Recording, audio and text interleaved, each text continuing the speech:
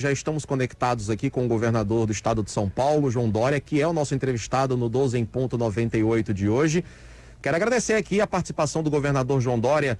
Tudo bem, governador? Seja bem-vindo a 98 FM Natal. Como vai o senhor? Bom dia, Tiago. Bom dia, Ana. Muito obrigado pela oportunidade e um ótimo dia para todos vocês que estão nos acompanhando aqui, todo o povo aí do Rio Grande do Norte e a grande audiência da 98 FM. Governador, muito bom dia para o senhor também, muito boa tarde. Bom, governador, vamos começar falando sobre pandemia, né? O Brasil ultrapassou a marca de 500 mil mortos, né? Somos um país que tem, a população é grande, é extensa, né? Mas também temos aí uma quantidade de mortos, somos o segundo, né, maior país em número de mortos. E o senhor, enquanto gestor, né, durante todo o período da pandemia de 2020 e ainda agora em 2021, teve posturas muito de oposição à forma como o presidente Jair Bolsonaro conduz, né, o trabalho de enfrentamento à pandemia no país.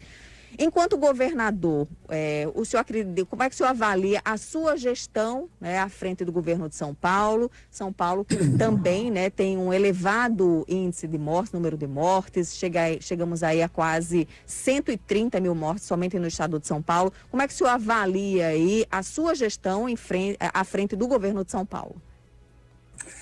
Ana Karina, a gestão a favor da vida, a favor da ciência e da proteção das pessoas.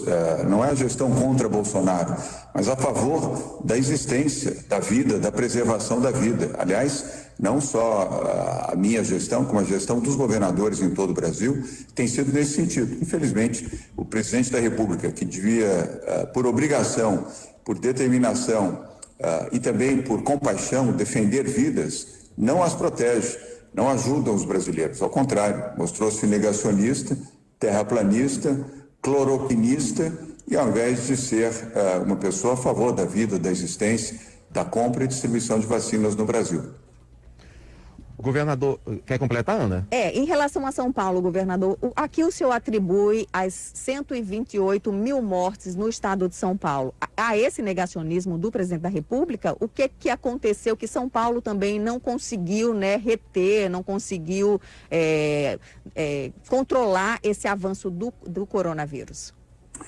Ana Karina, São Paulo é parte do Brasil. São Paulo não é um país independente. Então, São Paulo depende também do Brasil. Se tivéssemos iniciado a vacinação em outubro, quando já tínhamos a vacina aqui em São Paulo, já tínhamos 6 milhões de doses da Coronavac, da vacina do Butantan, mas não tivemos autorização nem da Anvisa, nem do Ministério da Saúde, tudo isso provocou um enorme atraso no processo de vacinação, que, aliás, só começou no dia 17 de janeiro, porque nós aqui em São Paulo conseguimos, com muita negociação e com bastante pressão, que a Anvisa fizesse aquela reunião do seu colegiado num domingo, 17 de janeiro, e nós iniciamos a vacinação 12 minutos após o quinto e último voto do colegiado da Anvisa, atestando e confirmando a eficácia da vacina do Butantan, da Coronavac, e a partir daí iniciamos a vacinação no Brasil. Se São Paulo não tivesse feito isso, Ana Karina, nós só teríamos iniciado a vacinação no Brasil em abril. Aliás, a declaração foi do então ministro Eduardo Pazuello,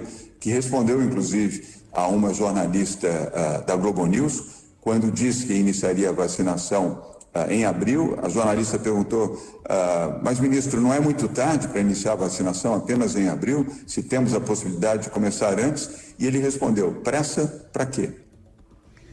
Governador Dória, como o senhor mencionou, a primeira vacina que nós tivemos à disposição aqui no país foi a Coronavac, vacina do Instituto Butantan, vacina na qual o senhor se empenhou aí para que ela conseguisse ser aprovada pela Anvisa e começasse a ser disponibilizada para a população. Aliás, os primeiros grupos vacinados aqui no país, né, os idosos com mais de 80, os profissionais de saúde, foram imunizados com a Coronavac, e hoje a gente vê que entre esse grupo quase não há mais registros de mortes, de casos de Covid-19, evidenciando, portanto, que a vacina ela tem eficácia.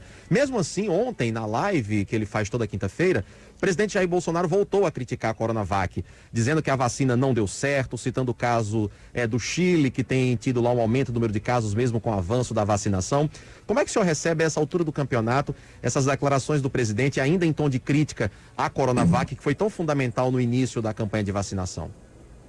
Tiago, com profunda tristeza, como certamente você recebeu, Ana Karina, e as pessoas de bem, quando deveríamos ter um presidente apoiando a vacinação, apoiando todas as vacinas e não apenas a vacina da Coronavac, isso era o que desejaríamos ter, um presidente que protegesse o seu país e o seu povo. Ele não faz isso, aliás, ele não faz desde o início da pandemia, em março do ano passado. Eu aqui já deletei Jair Bolsonaro, eu penso na vida das pessoas, me concentro naquilo que eu posso fazer e outros governadores também, no que podemos fazer para salvar vidas. E esquecer Bolsonaro, terraplanista, negacionista, uma pessoa que não tem compaixão pela vida e pelas pessoas. Prefere passear de motocicleta, andar de jet ski, brincar, fazer gozações, dizer que quem usa máscara é maricas, quem fica em casa é covarde, que quem toma vacina vira jacaré. Eu prefiro olhar as pessoas de bem, as pessoas sérias, como a própria governadora do Rio Grande do Norte, Fátima Bezerra, tem sido muito diligente também, assim como outros governadores na busca da vacina, e de prefeitos e prefeitas que também têm esse mesmo bom sentimento. Então, eu já há algumas semanas que deletei Jair Bolsonaro, prefiro nem ler, nem ouvir, nem dar atenção às bobagens que fala e aos negacionismos que pronuncia. Governador João Dória, deletar Bolsonaro significa enfrentá-lo nas urnas em 2022, já que o presidente da República já é declarado, né, candidato à reeleição. O senhor vai mesmo para essa disputa com o presidente da República e as demais candidaturas, pré-candidaturas já postas? O senhor confirma a sua candidatura à presidência em 2022?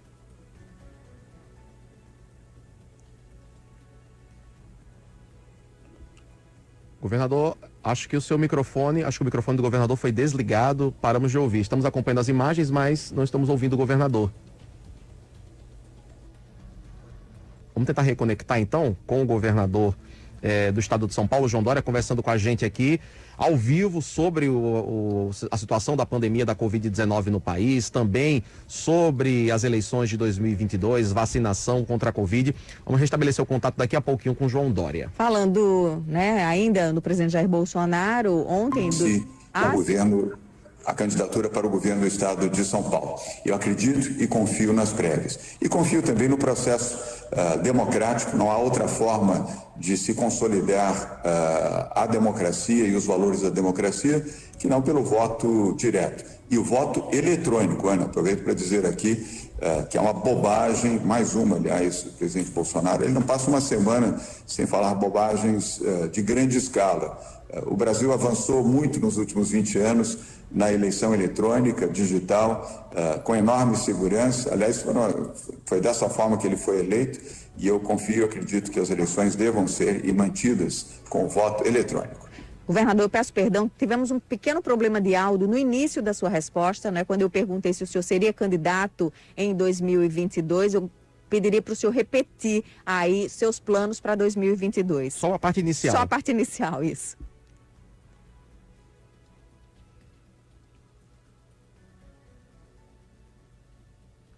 Governador, nos escuta bem? Estamos vendo o senhor, mas não ouvindo o retorno do governador João Dória. Caiu a conexão, né? Caiu a conexão. Vamos restabelecer daqui a pouquinho. A gente retoma o contato com o governador João Dória. Estamos com uma intercorrência na comunicação com o governador, que fala com a gente ao vivo através do aplicativo Meet. Daqui a pouquinho a gente restabelece o contato com o governador João Dória. Agora sim? Agora sim, voltou? Governador, Ana, me ouve? Ouço sim, Ana, Tiago. Infelizmente não vejo vocês, mas ouço vocês. Isso é o mais importante. Perfeito. Governador, eu peço perdão, porque o início da sua resposta, na pergunta anterior, a gente ficou sem áudio aqui. E aí eu peço para o senhor repetir. O senhor é candidato a presidente da República em 2022? Será, no caso? Mais uma vez, perdemos aí o contato nesse início da resposta do governador João Dória sobre as eleições de 2022. Daqui a pouquinho a gente restabelece. Vamos falar também sobre o auxílio, né, emergencial que o governador João Dória criou agora no estado de São Paulo, né, para auxiliar as vítimas, né, que perderam, as pessoas que perderam, familiares que perderam parentes vítimas da Covid-19. Vamos falar sobre isso. Será o nome do... Estamos aí com um probleminha na conexão. Pode.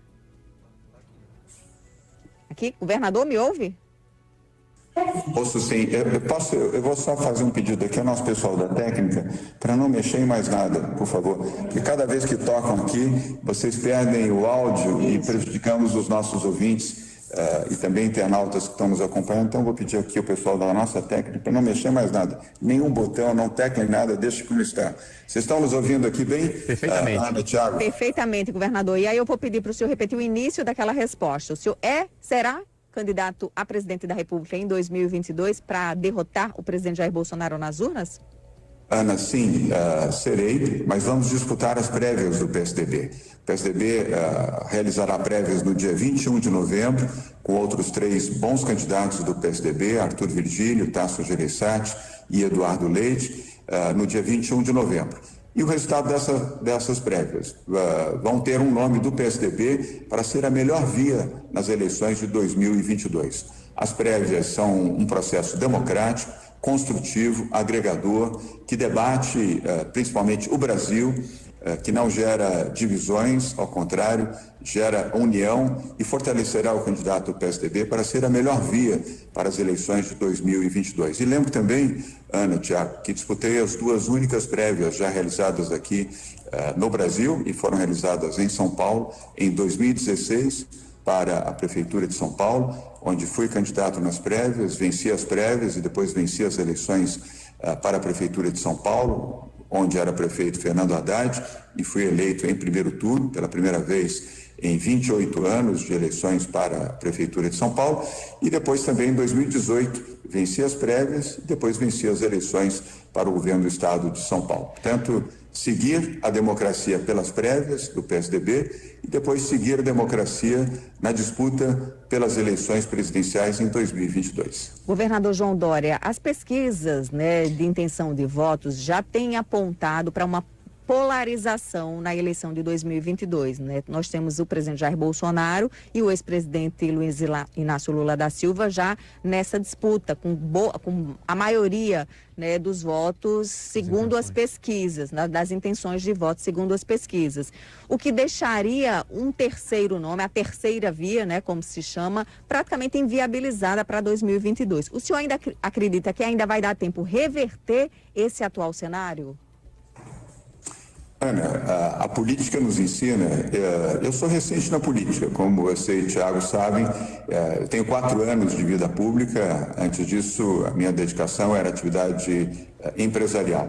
Mas esses 4 anos já me ensinaram que 1 ano e meio pela frente é uma eternidade na política. Um dia já é um longo período, uma semana longa, um mês, 1 ano e meio então é uma eternidade. Vou dar um exemplo concreto aqui para você e os nossos ouvintes e internautas da 98 FM.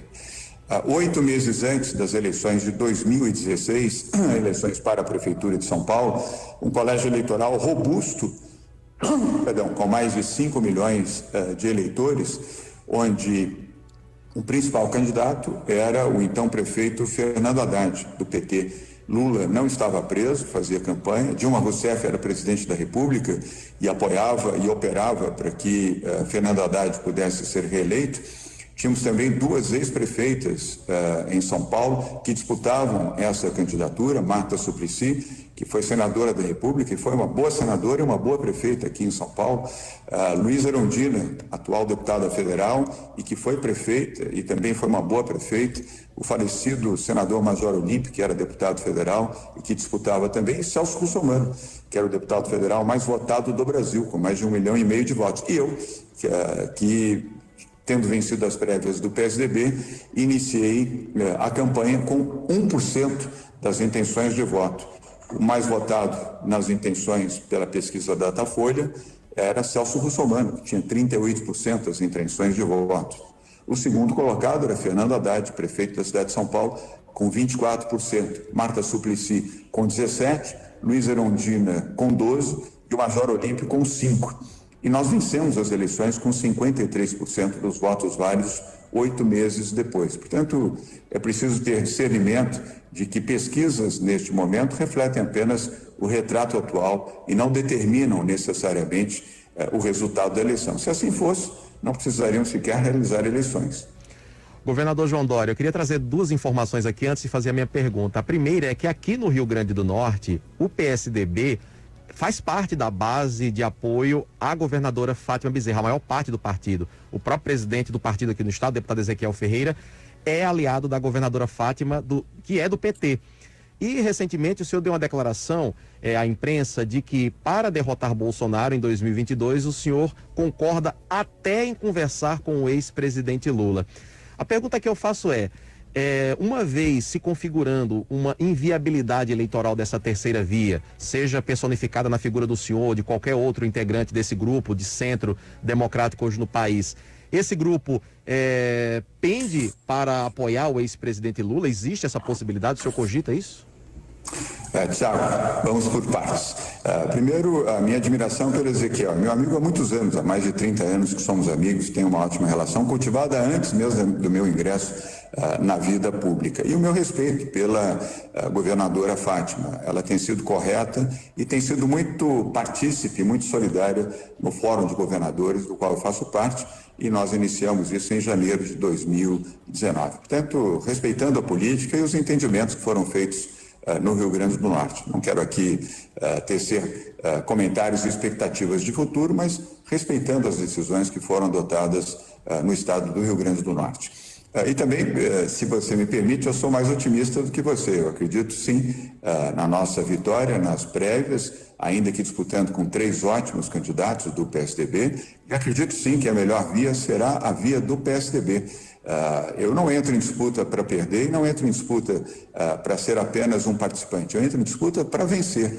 Aliás, eu, ao longo da minha vida, sempre procurei pensar grande, pensar de forma positiva, agregar apoios, valores e construir, no caso da política, candidaturas que pudessem serem vitoriosas. E até aqui foi o que aconteceu. Então, com 1 ano e meio de antecedência, se você me permite, eu prefiro acreditar que o PSDB terá uma candidatura consolidada pelas prévias em novembro deste ano, e essa candidatura será capaz de dialogar e construir com forças da esquerda e da direita, não os extremos, nem da direita nem da esquerda, mas aqueles que têm o pensamento do chamado centro liberal, do polo democrático, onde se incluem pessoas que têm o pensamento mais à esquerda e mais à direita, e as pessoas que têm um sentimento mais ao centro, como é o meu caso, e que serão capazes de estabelecer em harmonia uma grande frente pela defesa do Brasil. E essa defesa do Brasil, Tiago, será a defesa do emprego, será a defesa da esperança, será a defesa da vacina, será a defesa do atendimento aos mais pobres, aos desvalidos, aqueles que são menos favorecidos em todo o Brasil, e a retomada acelerada do nosso crescimento econômico para a geração de empregos e a proteção de todos os brasileiros. Governador, a gente tem visto muitos nomes surgindo como alternativa, né, para essa terceira via. O ex-ministro Mandetta, apresentador Luciano Huck, enfim, vários nomes surgindo. E assim, essa pulverização de nomes, né, para a terceira via, não, de certa forma, não enfraquece esse projeto alternativo aos extremos, ao Bolsonaro e ao ex-presidente Lula? Como é que o senhor está conversando aí para convergir, para chegar, para que a terceira via chegue a um nome só de consenso? Ana, é pelo processo democrático, é como uma decantação. Isso acontece naturalmente, é parte da democracia. O atual presidente Jair Bolsonaro, já no segundo mês como presidente da República, já se autolançou candidato à sua própria reeleição. Aliás, nunca houve na história alguém que, recém assumindo a sua posição, já declarasse que era candidato à sua própria sucessão. O ex-presidente Lula, depois que recebeu as medidas do Supremo, se sentiu motivado a tentar uma nova candidatura à presidência da República.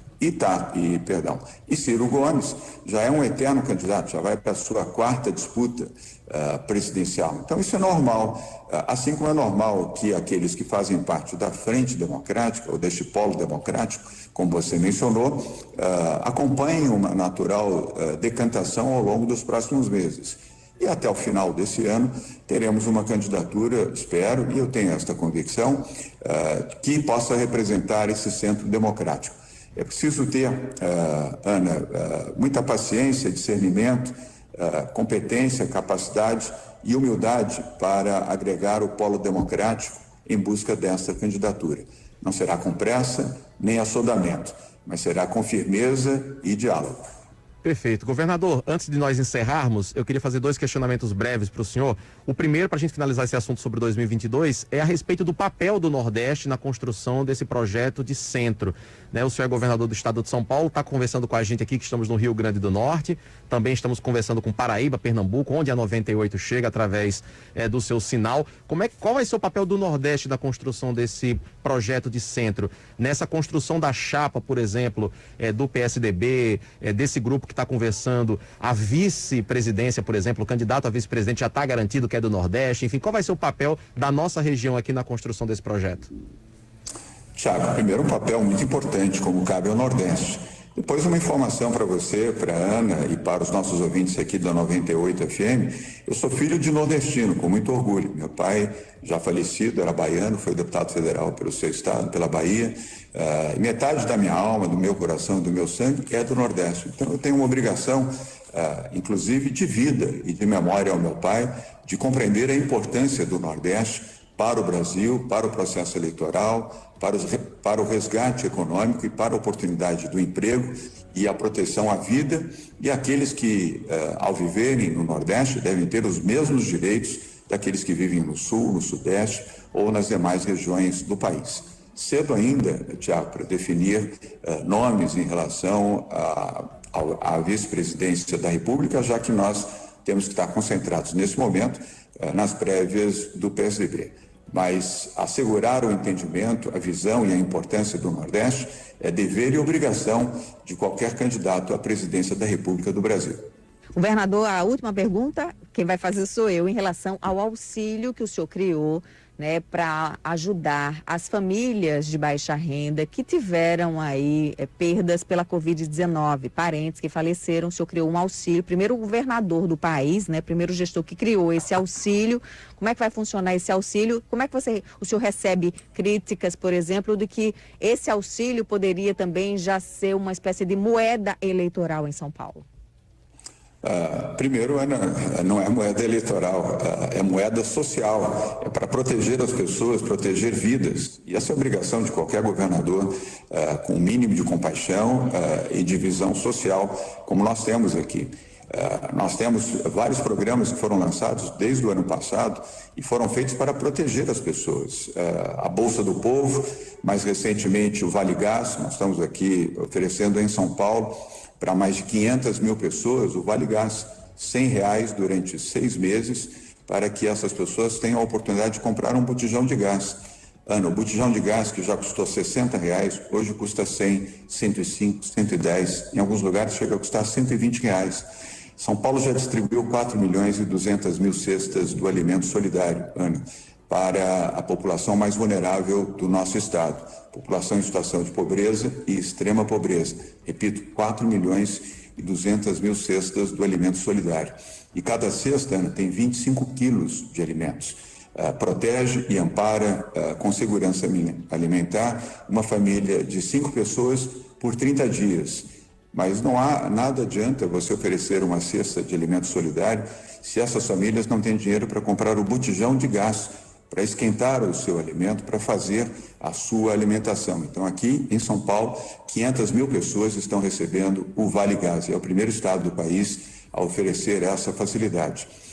Assim como o Bolsa do Povo oferece também a oportunidade de recursos, R$500, para que famílias em situação de pobreza e extrema pobreza tenham também condições mínimas de sobrevivência.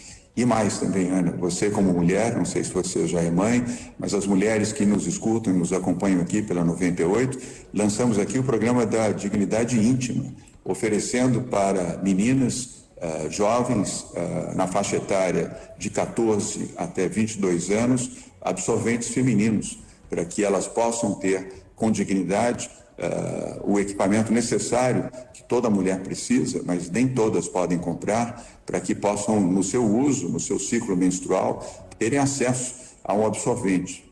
É o primeiro local, o primeiro estado do país a implantar um programa dessa natureza. São mais de R$50 milhões de investimento do governo do estado, e a entrega desses absorventes já começou. Também lançamos programas voltados para o atendimento e o acolhimento das pessoas em situação de rua. São Paulo, apesar de ser um estado poderoso economicamente, teve um aumento muito grande de pessoas em situação de rua, notadamente aqui na capital de São Paulo, e nós estamos oferecendo 50 mil cobertores, 25 mil cobertores de qualidade, os mesmos cobertores que eu, você, Tiago, utilizamos nas nossas casas, estão sendo distribuídos aqui à população em situação de rua. E também um saco térmico para que essas pessoas tenham pelo menos a oportunidade, ao dormirem, porque são pessoas desabrigadas, desalentadas, são pessoas sem teto, tenham um saco térmico que evite o contato direto com o piso úmido ou o piso frio nessas noites frias do inverno aqui em São Paulo. São 50 mil para atender 25 mil pessoas em situação de rua. São políticas sociais, Ana, que representam a obrigação de um governo que tem um olhar social, que tem um olhar de compaixão para quem mais precisa. Muito obrigada, governador João Dória. Perfeito, 13h02, conversamos aqui ao vivo com o governador de São Paulo, João Dória. Governador, quero agradecer a sua disponibilidade por abrir aí esse espaço aí, esse tempinho, esse período de 30 minutinhos na sua agenda, que é bastante concorrida, para conversar com o nosso público aqui na 98 FM Natal. Já quero convidar para o senhor retornar outras vezes aqui à nossa bancada para a gente discutir outros assuntos que são relevantes para o país. Muito obrigado, governador. E o nosso microfone está aberto para suas despedidas, governador. Obrigado, Ana, muito obrigado, Tiago, obrigado aos ouvintes da 98 FM, parabéns pela audiência e pela abrangência da audiência, que vai muito além do Rio Grande do Norte, obrigado pelo espaço dedicado aqui, essa é uma visão democrática também da informação da 98 FM, aos seus ouvintes e internautas. Quero deixar aqui meu abraço. Nós falamos do Ezequiel. O Ezequiel foi meu colega quando lá atrás eu fui presidente da Embratur e ele dirigia também a empresa de turismo do estado do Rio Grande do Norte. Foi daí que cultivamos a nossa amizade. Não sei se ele está ou não ouvindo, mas certamente terá notícia do meu abraço e meu respeito por ele. Também do presidente da Assembleia Legislativa, ao Tomba Faria, ao Gustavo Carvalho, todos do PSDB, ao Álvaro Dias, prefeito de Natal, e a Fátima, a quem eu respeito muito, é a única governadora mulher do Brasil, devo a ela o meu respeito também, e a capacidade de dialogar e construir opções para a proteção e o amparo de todos os brasileiros. Vamos ter mais vacinas da Coronavac. Eu queria terminar com essa boa notícia, porque é a notícia de esperança, Ana e Tiago. Até amanhã o Ministério da Saúde estará recebendo mais 1 milhão de doses da vacina do Butantan, da Coronavac. Na semana que vem terminaremos a produção de mais 10 milhões de doses da vacina, que hoje já está no braço de 51% dos brasileiros. Vamos acelerar ainda mais a entrega de mais vacinas para imunizar e proteger mais brasileiros de todo o país. Muito obrigado, um bom final de semana a vocês, estejam protegidos, estejam bem, estejam com a proteção divina. Muito obrigado. Nós aqui agradecemos ao governador de São Paulo, João Dória, por essa entrevista exclusiva aqui à 98 FM Natal. Obrigado, governador.